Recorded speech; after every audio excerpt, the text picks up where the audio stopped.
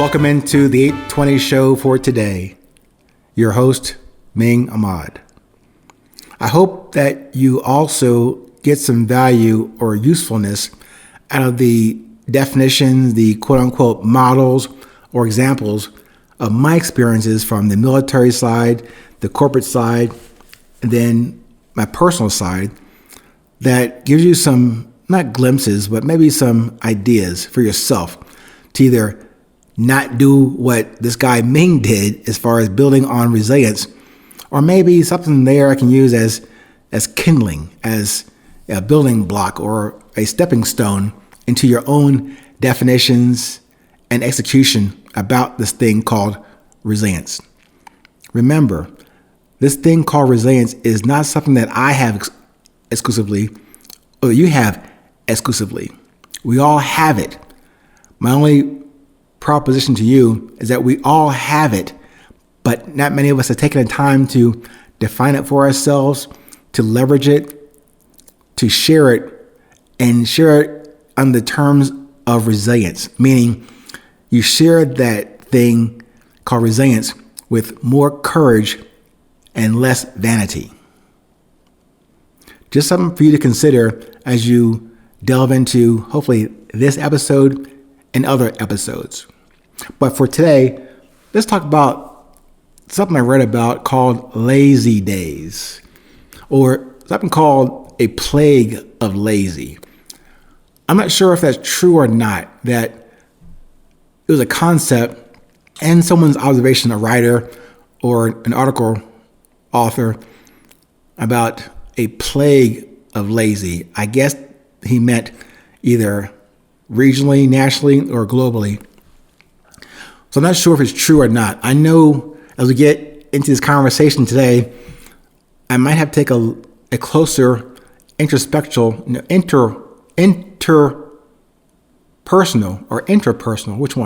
interpersonal look at my degree of laziness. So for me, is a quick timeline check. I know back in the day in the Army, we operated, and this was long before we had the advances in technology, like no cell phones. We had a backpack radio that weighed about 200 pounds, but we didn't have pagers or mobile phones. We had to discuss, share in writing, verbally, face to face, what we were going to do that day or that week as far as a mission. So back in the day, our word was our bond. Our word was the honor. And those words we speak to each other or spoke to each other back then, those words and the actions had to be the same. There had to be no differences, no disparities, no variables in what you said and what you actually did. So that confirmation and that verification of what I said to my fellow colleague in the Army, it had to not only make sense, had to be actionable and provable, and definitely keep our fellow soldiers safe and successful.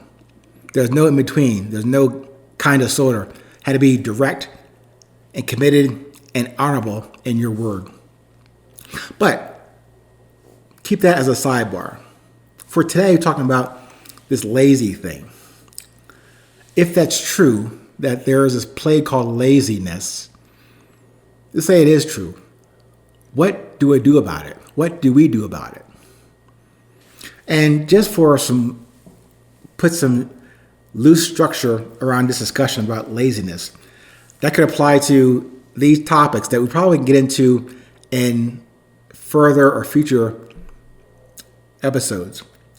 The things like laziness in leadership, in management, and parenting, in your own urgency, in sex, in fitness and or health, spirituality, your work, your profession, relationships, your core competencies, your independence, your loyalty, your trust, your love, your integrity, your commitment, your empathy, your purpose and message. Those are just some topics to consider and to measure yourself on the laziness spectrum. I know for me, I have to own up to many of those briefly summarized topics I just went over with you a few moments ago. I have to admit to all of those. No, not all, most of those. And then if I admit to those topics as my faults in laziness, I have to bring them under the spotlight of my professed resilience. And to first start to at least identify with those honest perspectives on where I stand in those areas. And then once I've done that, to reduce their repetition going forward on the path and on this new trail of resilience. So I'll probably get into it more in another episode. Maybe consider this as a teaser to talk about this thing called laziness. So as I was talking to you right now about this plague of lazy, maybe it's not about laziness. It's about lost. Maybe I can be lost in those areas, but not lazy. You can't fix lazy, but I do believe, observe that I can address the lost thing. Meaning, I can put more structure and regularity and action into those building blocks that I talked to you about resilience. Meaning, the desire, the confirmed and affirmed desire.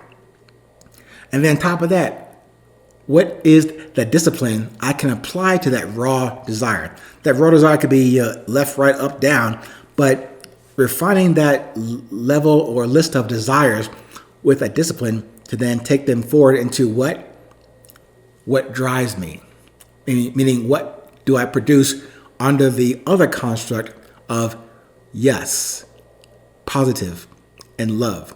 Those constants, or there should be constants in my life, but overarching and overriding the raw base desires that haven't really fully formed yet.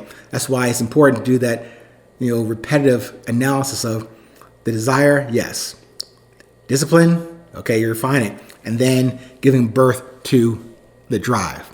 And of course, all that is the infrastructure of what I call beauty. The presence of my beauty, the recognition of my beauty, that I'm aware of it, and I choose to share it because it's not mine to have and hold and resist giving. It's me to express it outwardly, but of course, firstly to myself, my creator, and then to you. So, a brief overview and introduction to this thing called lazy, but just consider those topics that I mentioned to you and just do a quick assessment of yourself. Did any of those resonate with you? Did any of them register with you as far as something you should look into? To then not only reduce those, but also to enhance your resilience. Stay present, stay focused, stay current. Remember, no matter where you are in this world, it is always 8:20.